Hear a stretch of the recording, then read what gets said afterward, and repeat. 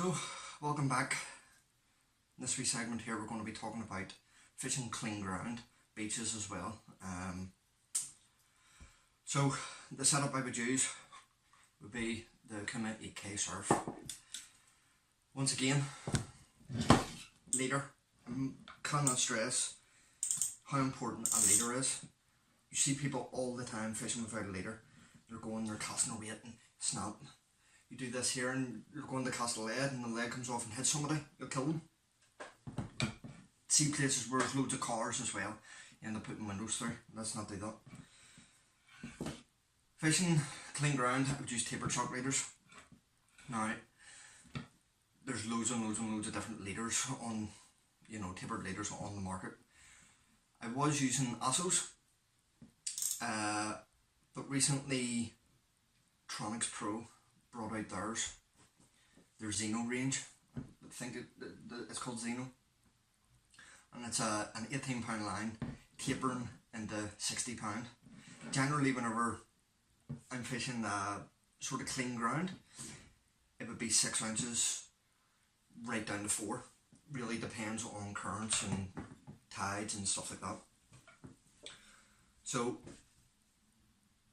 Tronics Pro tapered 18 pound to 60 pound. Why did I change from Asso to Tronics Pro? So the Asso stuff is like $10.50 or something for 5 litres. A lot of the time you'll end up getting hit by weight, or you might get snagged. You get snagged and end up having to break off. That's 1 litre. Like, and you're fishing 2 rods, you keep getting snagged. As much as it's clean, sometimes there will still be snags, even on a clean beach, that there's not meant to be. It's a part of fishing. So if you're losing 2 litres, you can go through 5 litres and within the space of 5 casts. Like, it's that simple. The Xeno stuff is only like £5.50, £6 for 1 litre, so you're talking almost £1 per litre compared to £2 per litre. And so that is actually why a lot of the time you won't lose litres fishing it, but it's more of a just in case you do. Always trying to minimise the amount of tackle that you lose. Rod I would use is a Pen Rampage 2. This is pretty much my go-to rod for 90% of my fishing. You can use these on rough ground. I know people have used them on rough ground. The tip is a wee bit more softer compared to my Abus. I know people that use multipliers on these as well. They're not wrong for a multiplier, but boys that fish Chesil Beach that use multipliers on these and swear by using multipliers on them. These are really long rods, so if you're fishing surf beaches as well, it's pretty good. These are 15 foot, 9 inches, where them other rods are only 13 foot. Once again, mid-range rod. It's not, you don't have to break the bank. £120 or something it is for one of these rods. I have 2 of them. I really can't fault them. Well, actually I can. Only one thing I would say that is wrong with Pen Rampages is the reel seat. The reel seats on them are crap. But like I said, you're only spending £120 on a rod. Some people that might be a lot. There's loads and loads of people that spend £400 or £500 on a rod and maybe go fishing twice a year. Like I said, you don't have to break the bank. Try and keep it to you. Everybody has different jobs, makes different amount of money. So that is the rod. This here casts up to 6 ounces, but I found 7 ounces on it. It's actually the sweet spot for that bad boy. The line I would use, I'll just take this off. It's actually Asso. I've tried a lot of other stuff as well. Ultimate Distance is really nice as well.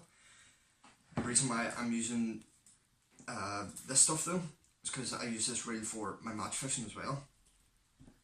When it comes to match fishing, you're trying to keep everything invisible. You might be like, but it's red, it's not invisible. So this is Invis Silk. I'm pretty sure it's what it's called, Invis Silk. It's fluorocarbon coated. Now I've seen loads and loads of videos on YouTube to do with lying underwater and what kind of fish see. Realistically, we don't really know what a fish can see. Different fish probably have different eyesight. They definitely do. Conver's terrible eyesight. But fluorocarbon coated, a lot of people say fluorocarbon is a lot harder to see, whatever it is, it like reflects the light differently.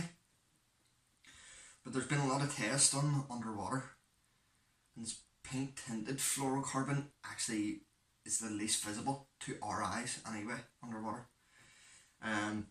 So also in Vid Silk, it's red fluorocarbon. It's not so much pink. It would be good if you could get pink. There is companies that do make pink tinted fluorocarbon. I don't really like using fluorocarbon as a main line. It's too stiff and brittle or something. I don't know, I've tried it before. It's just not really something I would use. You can also use braid. If you don't want to be using tapered shark leaders, you just want to use straight braid onto your rig. £50 braid straight through. Leads, you can use grip leads depending on the current, but a lot of the time I actually like using continental leads, whether it's this or pyramids, fluorescent ones that glow. You might be like, well, why? You know, your line and all ends up bowing, and you know, you might miss fish and stuff like that. If you're casting in the sand, your bait is staying in one place. Yes, fish move, but sometimes fish don't move. Fish sometimes just stay in one place. The likes of flatfish, they'll sit and they'll wait for food and then like ambush it. Sometimes they chase it. Sometimes fish are just super finicky and just won't do anything. They'll just stay in one place. This just allows your bait to move about. It's more of a, you're going to the fish instead of waiting for the fish to come to you. So definitely don't just stick to one lead. Grip leads, they're brilliant. But sometimes if you're not getting anything on clean beaches, or clean beaches, not even just clean beaches, but like clean ground fishing, I would even change to these and allow it to roll about. Like I said, you're trying to go to the fish instead of the fish coming to you. There's very few places over here where you're going to be fishing from a rock mark and going on the sand. You might find some patches and different rock marks. The rigs I would be using, always going to keep bringing this up, the pulley rig. You cannot go wrong with a pulley rig if it's for a single hook.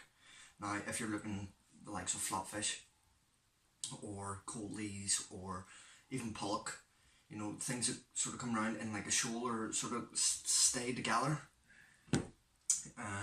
flopper rigs, whether it be 2-hook or 3-hook floppers, I'm going to go through that as well in my rig setup. Hook sizes can literally, if I was using flopper rigs, I probably wouldn't go past 1/0s. From size 6s right up to 1/0. Once again, it really depends on what it is that you're targeting. From flatfish, if I was targeting flatfish, size 6, size 4. If I was targeting the likes of bigger coalies, you know, when the temperature starts to drop and the bigger ones start coming closer to shore, I would maybe up at the 1/0s.